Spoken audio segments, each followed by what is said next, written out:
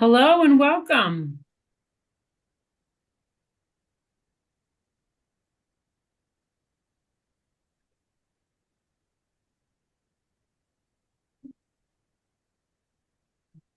All right. Well, I appreciate everybody joining us today. We're very excited to have an exciting panel with us today. And let's see if we got everybody here. Here we go. All right.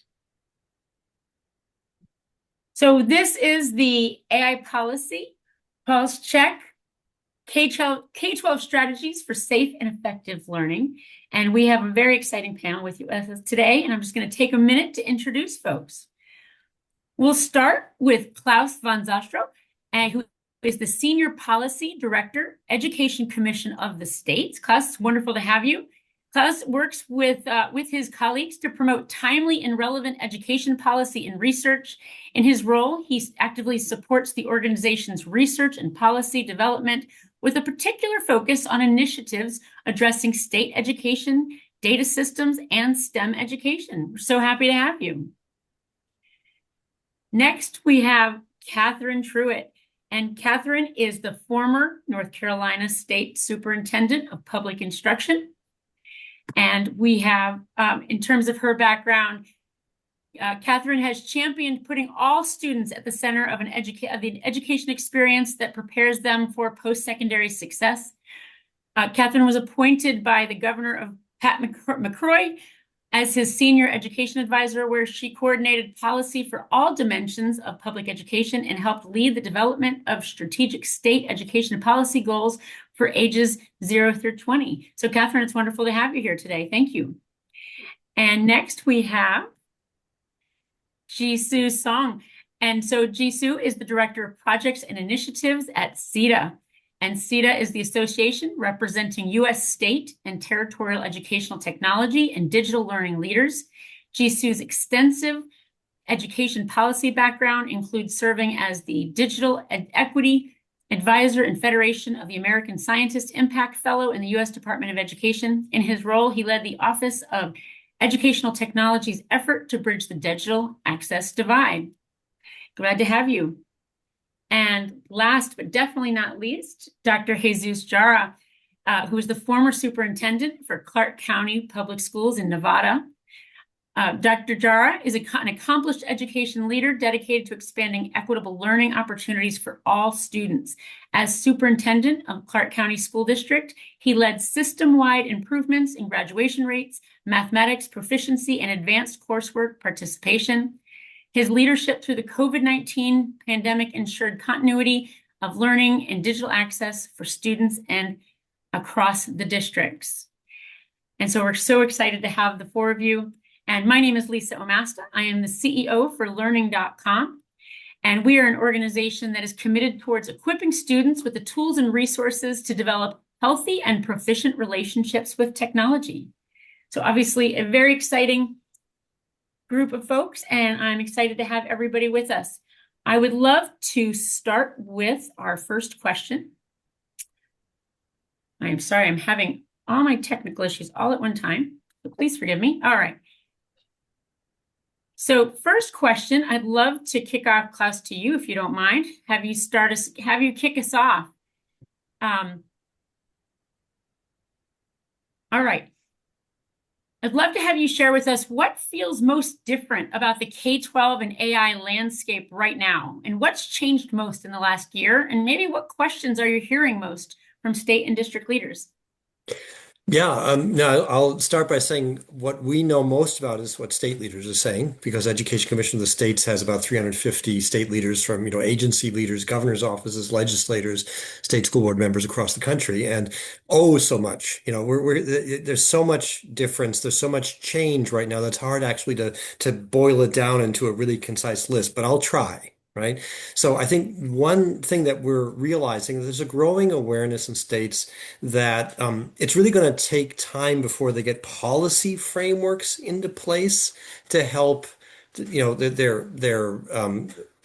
district and school leaders know what to do. I mean, many states have been producing guidance, and I think it's been it's most states by far, and it's pretty impressive what they've been producing. But I was just at a meeting in which state leaders were saying that they feel like the guidance is outdated almost as soon as they produce it, and so there are strategies to like keep updating it and all that. And so I think the realization has really set in that this is a long game, that things will continue to change and that they have to adapt as they change. I think one thing that we've all heard a lot about is those anecdotes about the dangers of AI. Things like, those horrible stories where AI companions counseled suicide, or we have stories about things that, chatbots engaging in inappropriate conversation with minors. So those sort of more frightening stories, I think, have gained some traction, those anecdotes. And I think that that is actually making safety emerge as a stronger theme in amongst a lot of state leaders who are trying to get their arms around how to address that without sort of creating a stranglehold on innovation. Another area, and this is the last one I'll give because there could be so many, but this one is something I've heard a lot about personally, is that states are sort of balancing at least two kinds of AI challenges. So there's a lot of conversation about how we can harness the power of AI in the classroom for things like personalization and all these things we've talked about, without necessarily shading into those risks in areas like cognitive offloading, as it's called, and other things that we've heard about, the classroom focus of AI, in addition to sort of the teacher, helping teachers with their more administrative tasks. But we're also hearing a lot about those changes in skill demands that people are anticipating as AI transforms the job market. And that also is being reflected in part in things like, the fact that we're hearing stories about the disappearance of entry-level jobs in some areas. And so these two things interact in some uncertain ways right now, because as we're talking about sort of getting into sort of, things like standards for state education systems and things like that, and state education standards and content standards. On the one hand, that will be influenced by the kinds of skill demands that people are expecting students to have to be educated for when they leave their various systems. And those pathways into employment that have been a big topic of conversation now for quite some time are not necessarily as clear if the job landscape is going to be changing so dramatically as some people think it might. So it's just a sampling of the things that we've been hearing, but there's a lot going on. Yeah, it sounds like it. Klaus, great. Thank you. Jisoo, what would you say about that especially from a CETA lens? Yeah. Well, first of all, thank you, Lisa, and the Learning.com team for inviting me to speak on this powerhouse of a panel. I'm really excited to learn from my fellow speakers here today. So going back to your question about what feels different, I think the fact that all state education agencies are asking themselves about how we can ensure that we're not falling behind other sectors and taking advantage of this emerging technology is somewhat new. Catherine probably knows this better than anyone, but state education agencies do a lot of things all at once. So they sometimes move slow by design, right? But the pace at which we're asking all of these questions is somewhat unprecedented and gives me a bit of hope. And as an association that convenes state education agencies, the question that we get most often nowadays is, what are your members doing in response to all this AI stuff that's happening, right? So we conduct an annual survey of SEA leaders, which helps us keep track of changing SEA level priorities and concern areas. And this year, unsurprisingly, AI rose to the #1 EdTech priority among state education agencies. We also uniquely this year held a state focus group to learn more in depth about what actions they're actually taking. And we learned that they're focusing on four things primarily. First, they're trying to build bandwidth and capacity at the state education agency level by hiring folks who have that specialty knowledge about how AI systems work. So we have states like Utah and Oklahoma, North Carolina, and Maine that have designated an AI or emerging technology lead within the state education agency. And we hope that more states follow through in building that necessary capacity at the agency level.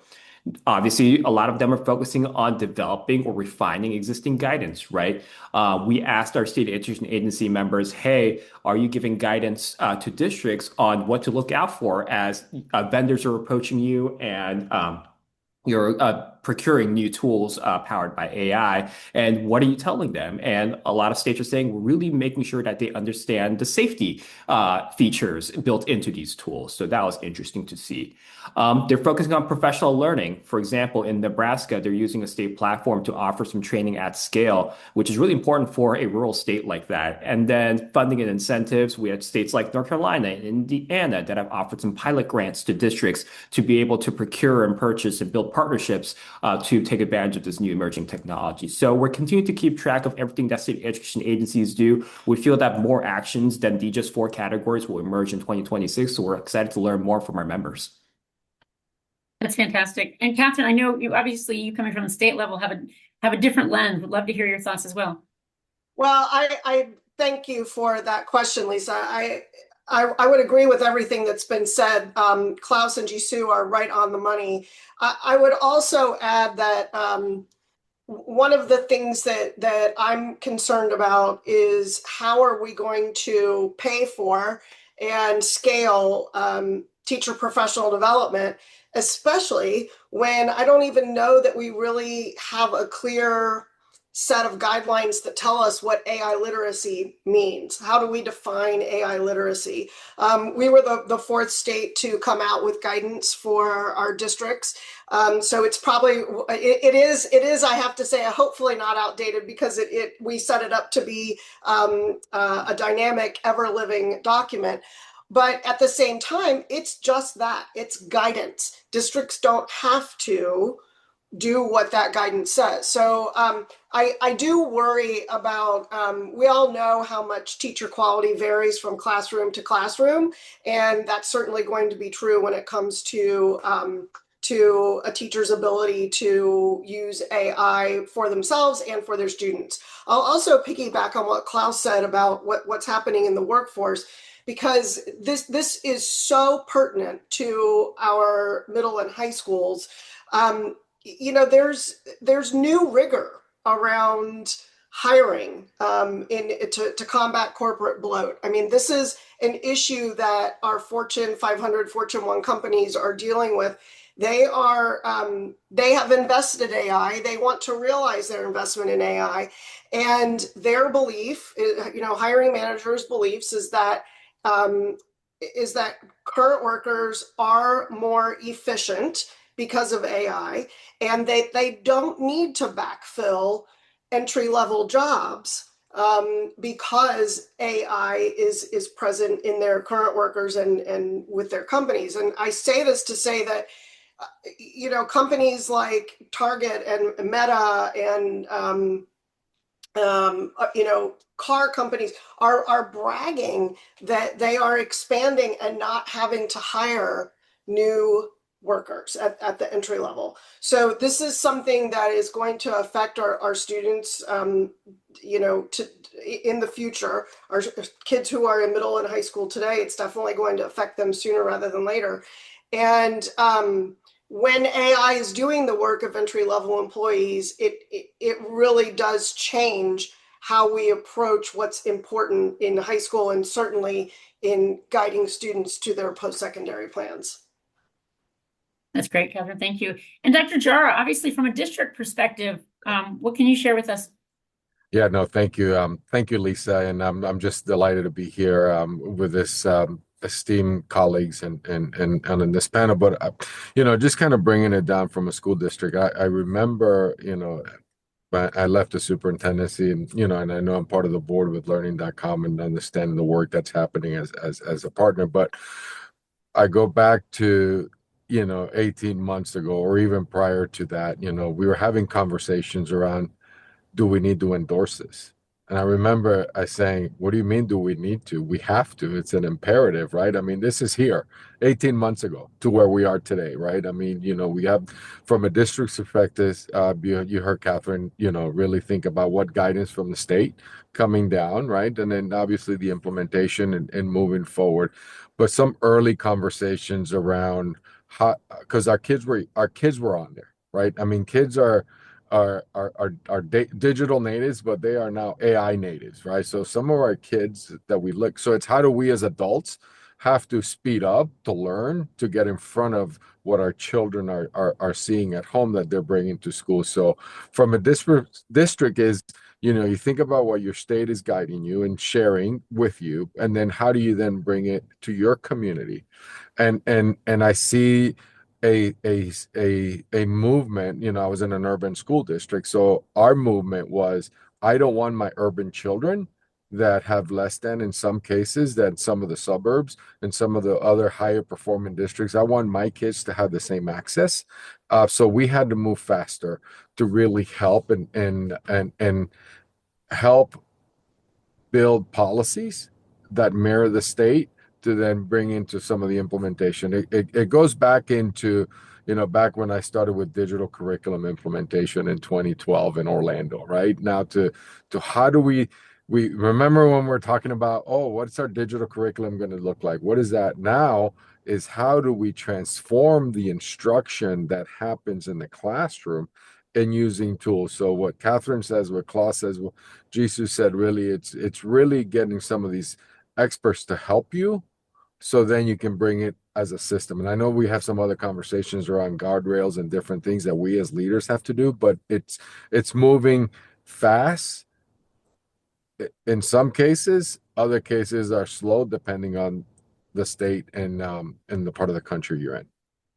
It's great perspective. It's interesting as I listen to Catherine, you talking about kind of, the teachers learning and Dr. Jara in terms of like both the students. One of the things that I know we've seen a lot at Learning.com is this desire for school districts and states to wait for teachers to learn before the kids learn. And I think, Dr. Jara, you said it best, nobody's waiting for anything, right? And so there's an enormous need to connect those two, and really they need to learn together. And I think it's almost an opportunity in collaboration and kind of being vulnerable together. Around that, I'm curious, we hear a concern that the landscape of AI K-12 education feels overwhelming, right? A lot of promises in terms of, what that can happen, fast moving changes, not enough time. And Catherine, you spoke about this already a little bit, but strong vetting. With that in mind, what does it look like when educators, district tech and procurement teams, policymakers, they start to really work together on AI? And I'll even add to that, when students and teachers work together, right? And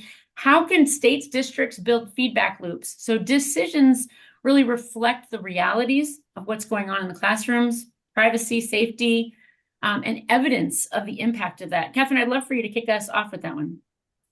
Yeah, there's a lot to unpack there. Let me start with establishing feedback loops, first of all.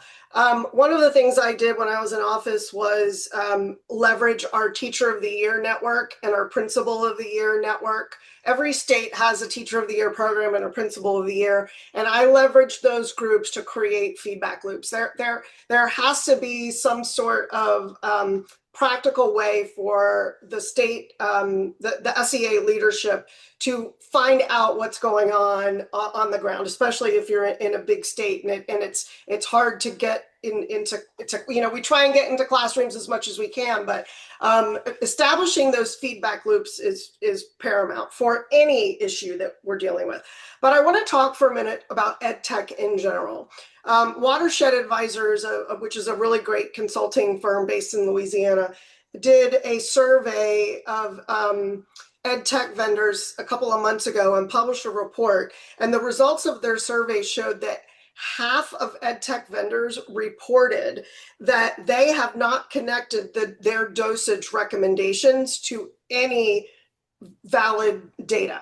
So in other words, their dosage has not been researched against any valid data. And that was shocking to me to read, because teachers, this is like a $30 billion a year industry, ed tech. And if teachers are not, a lot of times ed tech comes top down for teachers, and sometimes they view it as a tool, sometimes they view it as a distraction. But what I would say about most ed tech today is that it's not being powered by demand, it's being powered by supply. And because of that, states really need to have a strong, clear instructional vision. They need to have aligned procurement and support systems need to be aligned. And they need to ensure that the tools that are being selected are backed by coherent training and dosage recommendations that have been validated. So that means that your governance in this area, there needs to be like a rubric of questions to ask vendors about what their data says.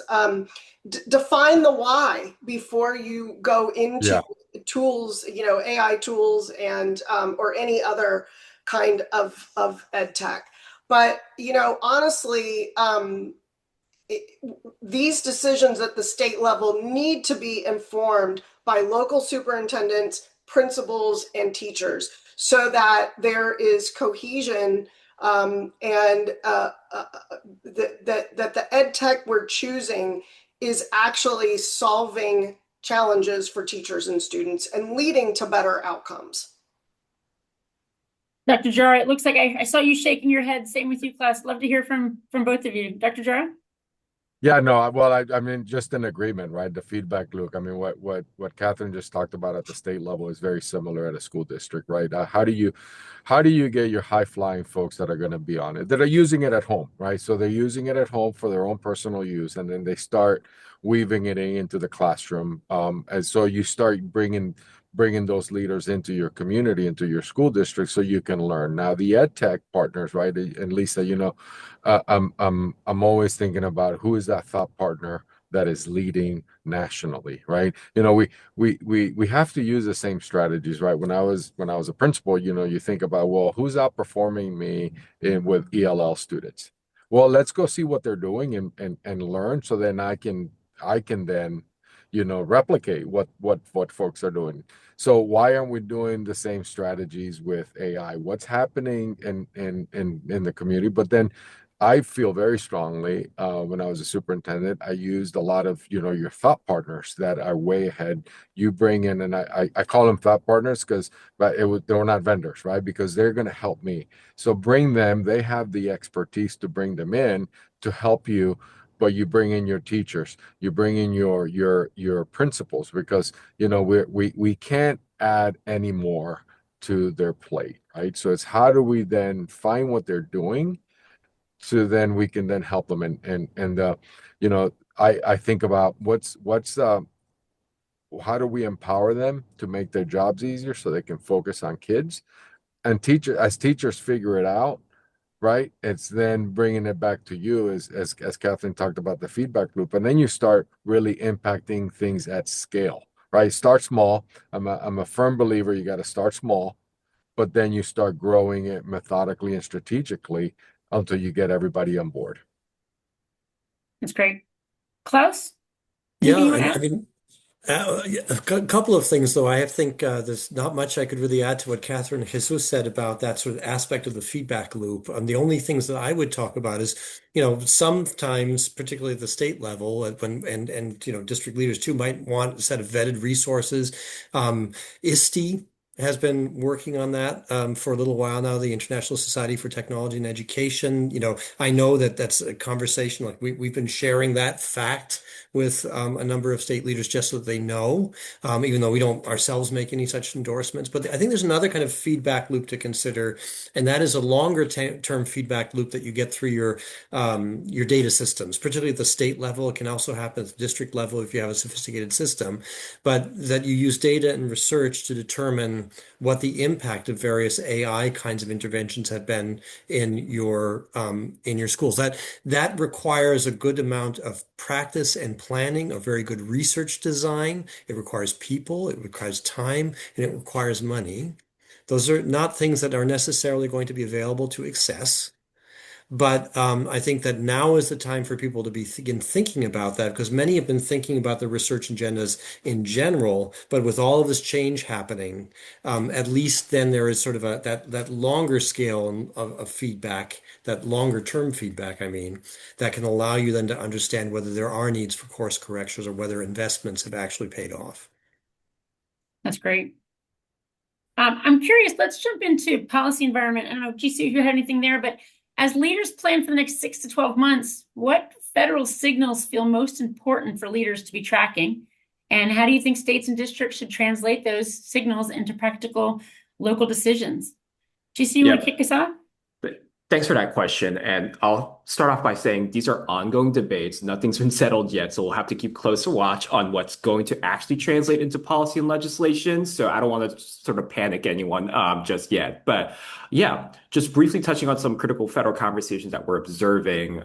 If again, which may have implications for states and districts if they actually move into policy and legislation.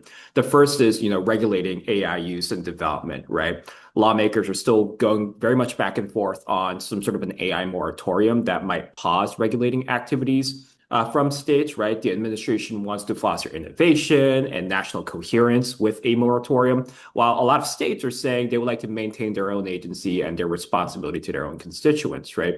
And then Congress has proposed bills like the Life with AI Act, which, among many other things, aims to protect student and family information as districts use AI power systems. So that's topic number one. That's on our sort of observation list. Online media exposure is another thing that we're observing, which may have implications for how AI gets implemented at the school and district level. NTIA from the Department of Commerce hosted a listening session yesterday, which many people attended, that examines how federal policies and funding might be exposing young learners to excessive screen time. So it'd be interesting to see how that might translate into policy and regulation. We have bills like the Kids Online Safety Act, which for a number of years have been stuck in the hill, that's debating how to hold companies accountable for content that's put in front of young learners as well. So that's topic number two that we're tracking. And then three, I think a lot of folks in the education world are seeing how this might impact actual things at the state and local level, the restructuring of the federal bureaucracy overall, right? In the last couple of weeks, we've seen the Department of Ed engaging in a number of interagency agreements to relocate some of its core functionalities to other federal agencies. Again, we're kind of unsure at this moment what this means for states and districts that are looking for example, guidance from the Federal Department of Education on AI topics moving forward. Again, these are unsettled debates that will continue in 2026 for sure, but just something that education leaders may want to be on the lookout for. Again, those three things I think that we're tracking are how lawmakers are thinking about regulating AI use and development at the local level, how they're thinking about online media exposure, and then how the impact of the restructuring of the federal bureaucracy will impact state and local education entities. So hopefully this gives you a picture of what policymakers and policy implementers are considering. That's great. Catherine, anything you want to add to that? Yeah, I'll zoom out for a second and just be a little bit. Jisoo did such a good job of talking in specifics about AI. He mentioned sort of that reshuffling that we've seen in the last couple of weeks, where some things have been taken out of the Department of Ed and put in the Department of Labor. I would point everyone to people who are thinking about the workforce side of AI and how this impacts some of my, what I was talking about earlier with high school students. There was a cross-agency report that came out this past spring called America's Talent Strategy, Equipping American Workers for the Golden Age. And this was a cross-agency report from Department of Labor, Department of Commerce, and Department of Education that really puts a stake in the ground about reimagining what our workforce system must be able to do and how can it propel American workers. I mean, right now we're looking at something like, depending on the state, around 38 to 40% of kids not enrolling in any post-secondary institution, whether it's 2-year or 4-year after high school. And very large numbers in our country of people between the ages of 16 and 24 not enrolled in school and not working. And so they want to focus on how the industries that are really driving the economy in our country right now, semiconductors, aerospace, shipbuilding, manufacturing, these are a lot of jobs that don't require 4-year degrees. How are we going to prepare students for those jobs? What role is AI going to play in doing those jobs? We all know that the factory of today is powered by AI. It does not look like it did even 20 years ago. And I think anyone who's interested in what this administration is thinking about grants around workforce, dual enrollment and career and technical education and community colleges needs to take a look at that report. Fantastic. Klaus, would you have anything you wanted to add? That was a very comprehensive and compelling set of comments from Jisoo and from Catherine. So, the only thing I would probably want to add, since I think they captured a lot of the detail, is that one of the bigger themes here is going to be that push and pull that I think Jisoo kind of talked about a little bit, which is between federal uniform kinds of regulations that are in discussion and what states want to do in their own regulatory environments, and whether they're going to be sort of federal actions that supersede what states are able to do. And I know there are states, for example, Florida, which are pushing back on this possible sort of more unifying executive order that the administration has been talking about. That I think is going to be a bit of something to watch. It's happening also a little bit on the privacy scale, with the Children's Online Privacy Protection Act, COPPA. There too, there's some question about this push and pull between what states want to do and what the feds want to do. And especially with AI, it brings whole new dimensions to this question of privacy, as Jisoo already talked about a little bit. But those dimensions are important because, for example, there are questions now, should AI be using children's data or students' data for training purposes?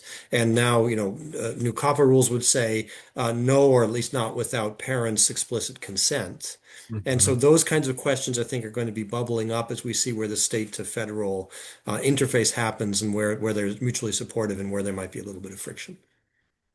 That's a great point. And it leads me, interestingly, I'm curious, Jesus, around guardrails, and there's been some questions that have come in as well. But when we think about guardrails for AI, privacy, safety, bias, transparency, what are those non-negotiables? What does real implementation look like? And I'm seeing a couple questions in here that I think we can also kind of think about from that perspective, which is like around, are there specific areas we've seen it applied already? Are we starting to see, Jesus, in your experience, are you starting to see kind of what do those good measurements look like?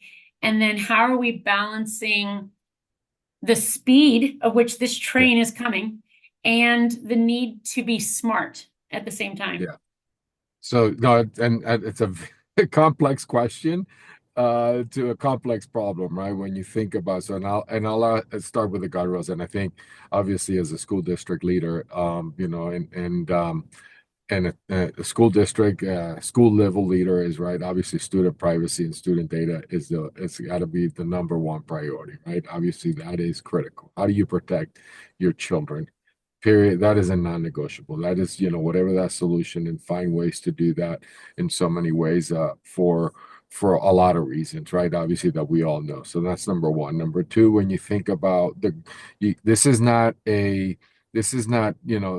goes back to a non-negotiable. This is something else if it's important, then you have to really identify who owns the AI implementation. It can't be somebody else's other job, right? It has to be something that you can, because it's got to be monitored. It's got the equity, right? I talked, and we all have, right? It's like when you move forward, it's the equitable distribution where all students, right, are going to have access to it as you kind of unloaded and really implemented within a school system. So I would say those are some of the ones that are and the governance, right? The governance structure is from the top, and how do you empower the adults, but then you keep that human interaction. I was having a conversation with a colleague, and her comment has always been, it's the human in the loop, right?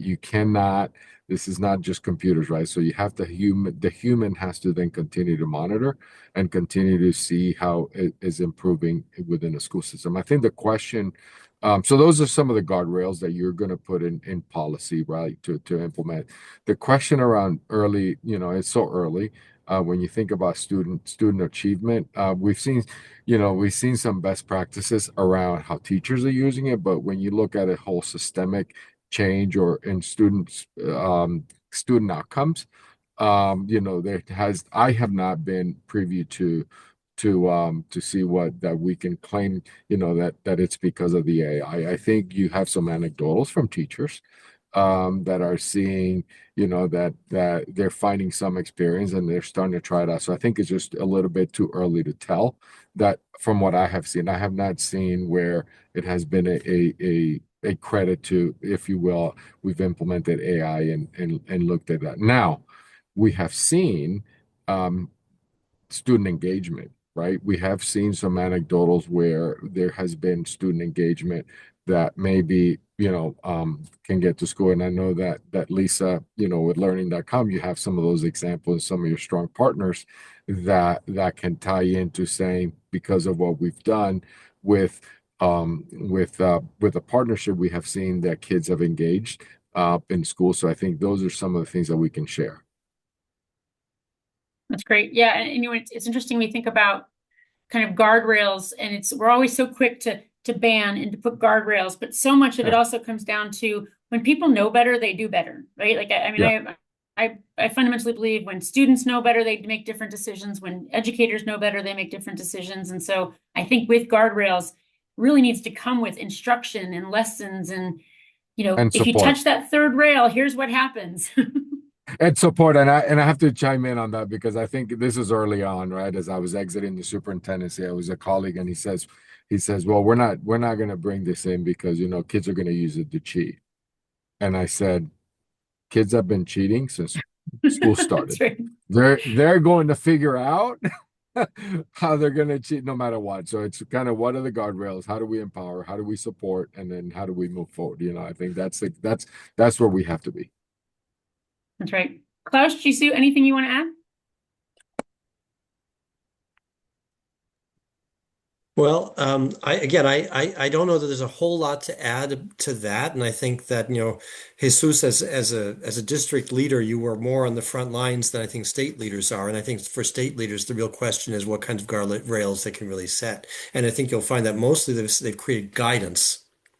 And the question of guardrails, I think, is also implicated a little bit in this policy making frame where they're sort of figuring out what's going to happen at the federal level, what can happen at the state level. There are all kinds of policies being proposed and some enacted that actually then create certain kinds of protections for students and student privacy, for example, and sort of protections for that limitations to the ways in which there'll be questions about student age verification for the use of certain kinds of apps and things. That's not just AI, but it's also AI. A lot of that's going to have to get worked out because there are complex data implications to that, complex legal and other kinds of implications. So I think right now at the state level, it's quite complex, but I think it's folks like Jesus and his colleagues at the district and school levels who have been living it and then having to create their own guardrails from which state leaders will be learning in real time. And I think that's part of that feedback loop as well.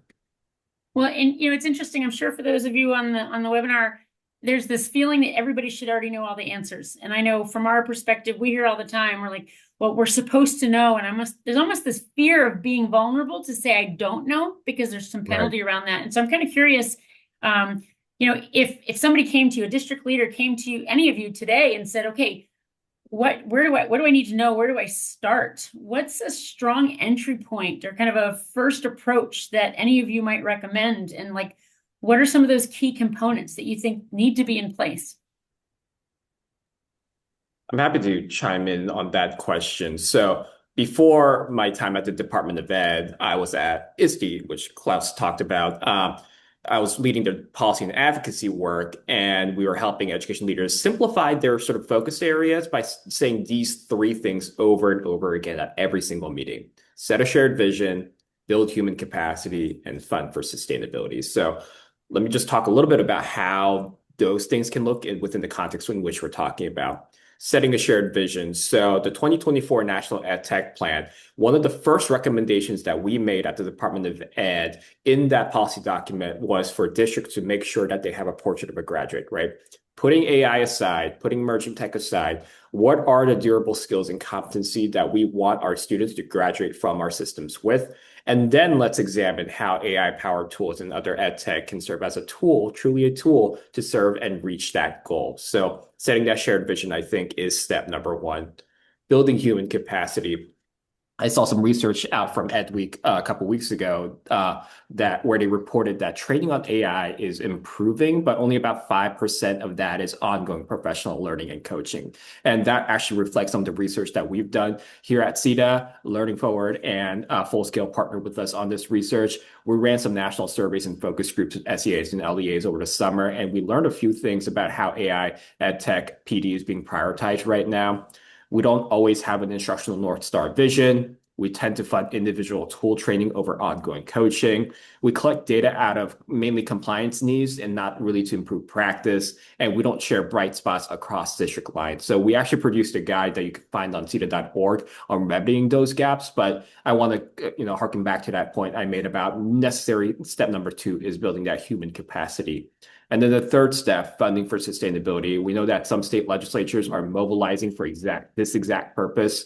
We heard from states like New York, where their legislature is introducing an AI Literacy Act that would fund K-12 educational needs like professional learning, higher ed to improve their AI-powered learning experiences, and also community organizations somewhat to support workforce development efforts. So pilot efforts like these will be really interesting to keep an eye out on 2026 to see if A, they get passed actually during the upcoming state legislative cycles, and then B, to see what kind of impact they have in the coming years. So just want to harken back to those 3 sort of primary steps that we've been saying over and over again.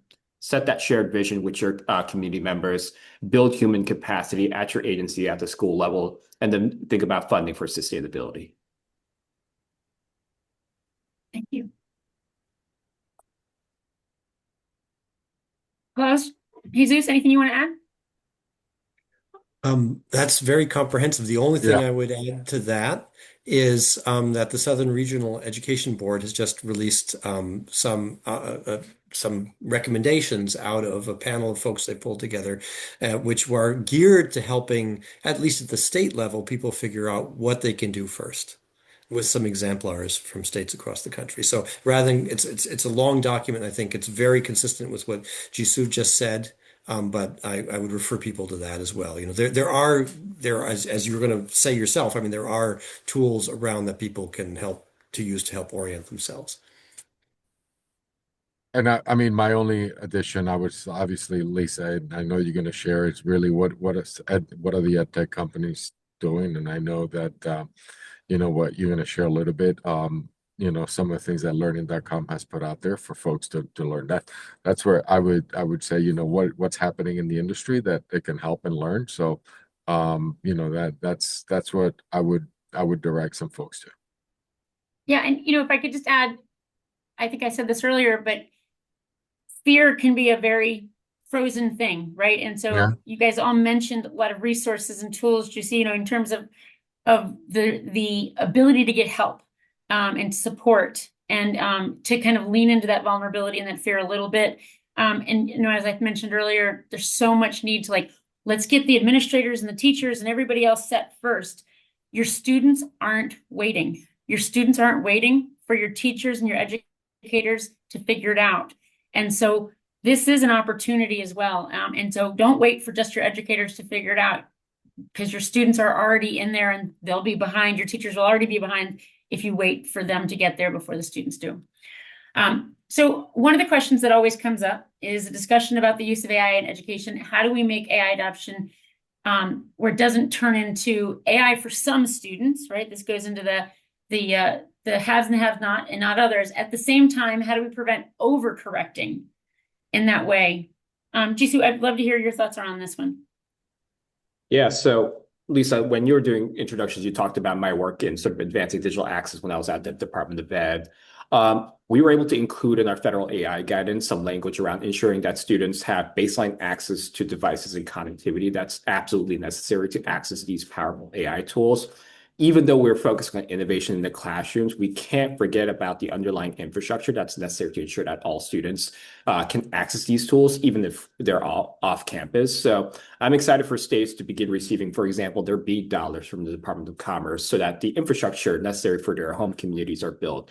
I was also glad to see SCOTUS defending the E-rate program earlier this year to ensure that school buildings continue to be connected. So I know we're really, trying to strive for that North Star of ensuring good implementation, responsible implementation of AI, but let's not forget about what are the building blocks that need to be in place in order for that to even happen, so that it comes back to your question around AI for some students, but not others. So that would be my 2 cents on that question.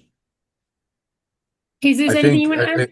yeah, I do briefly. Just I think we learned our lesson during COVID. When we closed down our schools in Clark County, right? We had the inequities were and some, amplified to the nth degree. I mean, it was just we saw when it was a school-based decision on who had one-to-one devices, and then as we're closing schools, right, looking at the kids that didn't have any technology. So I think everybody in public education has moved into, kind of what GC just talked about, right? Like the infrastructure, and especially here in Nevada. And I mean, in some cases, we didn't have Wi-Fi connectivity. I mean, in certain schools. So there was a lesson learned. So now it's when we think about, going back to how we moved into a digital one-to-one device across America in public education. I think it's really the same approach, right? I mean, you think about is how are we going to strategically and how are we going to get there?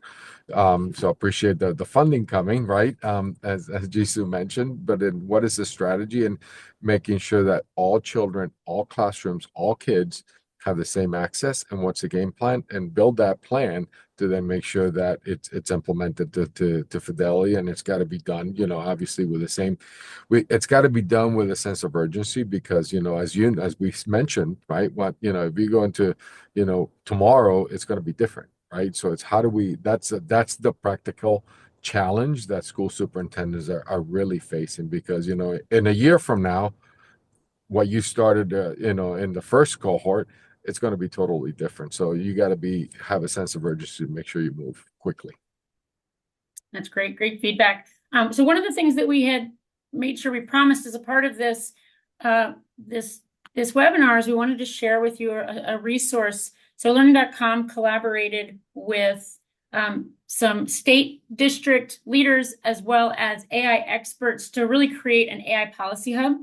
And so the goal of this policy hub is around kind of meeting all of you where you're at. Because one of the things we kept hearing over and over again, we just didn't know where to start. We don't know what to kind of think about. And so I'm going to give you guys a URL and everybody will have access to this. And it's basically how to use this hub, what are, basically where you are kind of thinking about, kind of where you want to start with.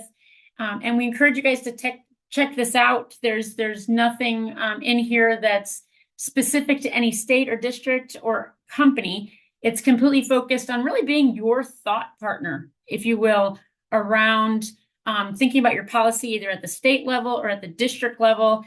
And I'm excited to be able to offer that to everybody here. If you want, there is the QR code.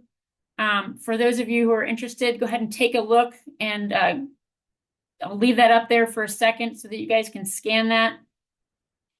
And please, as you're using it, let us know how you're using it, how we can make it better. Again, we've been working with state and district leaders and AI experts to really help us make this as useful as possible, as truly a thought partner for all of you. And we'll make sure as a follow-up, everybody gets a chance to look at this as well. And so I'd love to kind of close things out. And obviously, I want to be able to ask if other folks have questions, so feel free to drop those in. And while folks are asking additional questions, I'd love to ask the three of you one other question, if you don't mind, given just everything we've discussed, right? Everything in terms of the conversations at the district level, the state level, the toolkit. What's one concrete decision or conversational things that folks can walk away from this conversation today with and immediately go back and put into their their school, their district, their classroom, that you would give in terms of advice? Klaus, I'd love it if you would kick us off. Sure. And bear in mind that, we're a state policy group, so our advice we typically give is to policymakers. But I think the one thing to be aware of is that, like the tool you just presented, there are a number of tools out there that you can look at to orient yourself, including the tools that are put out, in the resources put out by ISTE. So orient yourself. I mean, you're going to get a flood of people coming to you with all kinds of AI solutions. Orient yourself, because it's going to be really important that students are using AI to learn and not using AI to offload all of their intellectual activity. And I think those tools are going to be central to that. Excellent. There's sort of three questions that any person that's involved in policy development, whether at the local level or the state level, might want to ask themselves. And when I was at the U.S. Department of Ed, we gave some guidance around this as it related to local student device policies, but certainly I think it applies to the AI policymaking context as well. Who are you involving in the process? How are their voices heard in a meaningful way? And are you willing to iterate that policy with feedback, or is it set in stone, right? Having worked primarily with implementers of policy at the SCA level, I think I've quickly learned that the most well-intentioned policies sometimes lose out in that implementation phase. So to ensure that we're building that implementation phase from a solid foundation, asking yourselves, who are you involving? Are their voices actually heard in a meaningful way? And can we iterate that policy with meaningful feedback? Excellent. Thanks, Jisoo. Jesus? So what I would say, as I would normally do, is I come back to my team with my executive cabinet, say, how are we using AI? Number one, right? Because that goes back to what Klaus mentioned, right? So orient yourself to understand where your baseline is as a district, and then start, looking at what the research and what partners, what districts, what others are doing. Ask your state leader, you know, bringing in all the research to then go ahead and get your baseline. And then the second question that I would ask, where do we need to go? Who do we need to involve? And how do we prepare our kids for the future? Excellent. Thank you so much. We do have one question, or we've had a couple questions. I've been kind of threading them throughout, but a new question that just came in. Jisoo, you had talked about really the importance of human capacity, and particularly with kind of training in that regard. With AI accelerating automation, one is to hope is to save educators time on planning and compliance related. With save time, how can we ensure educators are amplifying human elements in the classroom? I'm actually reading the second part of that question too. Acceleration, moving over towards education that is less standardization and more personalization in schools. I think those two questions are related, so I'll try tackling them both. I think this is where we need to be really cautious that personalization doesn't turn into tracking, right? And I think this is where the theme of human in the loop becomes really important as that human element in the classroom, right? I think AI-powered systems are really powerful in giving some really good recommended resources for students when it comes to, meeting their goals and, supplying some supplemental stuff when it comes to their current challenges, right?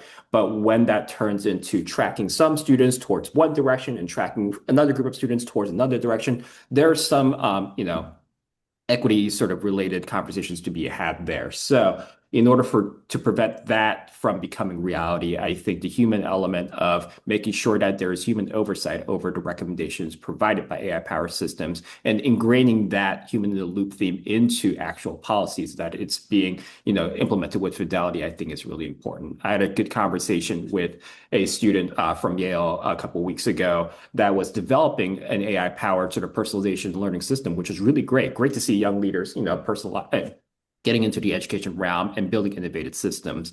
And now just telling them, hey, as you do that, making sure that there is a system, a policy in place for human in the loop so that we're not accidentally tracking one group of educators and students towards one track and another towards another. So that would be how I sort of maintain that human element in relation to that question. Excellent. Jesus, Klaus, anything you want to add to that one? I mean, I would say not much to add. The one thing I was thinking of this in terms of equity as well, this notion of bringing the human into the loop and sort of ensuring that there's a lot of, oversight and personalization, not just sort of for tracking, is also important because I think there has been concern about how different groups of students will use AI without the kind of infrastructure around their use to ensure that sort of personalization on the one hand, in highly resourced classrooms with a lot of great supports can really lead students to engage with the material much more individually and much more actively in ways that promote learning. But it's also possible that, people think that AI is somehow going to personalize on its own. And very often what happens there is that students might actually be using that to sort of, if they don't have those structures and those supports around them, might be actually actually doing what is called the cognitive offloading, which I mentioned before, which is essentially having AI do a lot of the intellectual heavy lifting, and then they kind of come back to edit it. Now, there are different ways AI can actually present itself, and I think that one has to be very thoughtful about personalization and what it means and how you create the structures around it so that teachers are able to do it. All right. Well, fantastic, gentlemen. Thank you so much. I know it looks like we might have lost Catherine at some point here. So if there's questions for Catherine or anybody else, please feel free to drop them in the questions, and we'll make sure to follow up. It has been a pleasure to learn so much from you guys, and thank you so much. And I encourage everybody to please check out the AI policy tool. Again, freely available. Feel free to share it with your states and districts in terms of helping them support through some of these questions and thoughts. And Learning.com is very much focused on what it means to helping students create healthy and proficient relationships with technology. And AI literacy and AI education is an important conversation. It's also a part of a much larger conversation around digital literacy and digital instruction completely. And so thank you all, and thank you everybody for joining us. And I hope everyone has a wonderful holiday.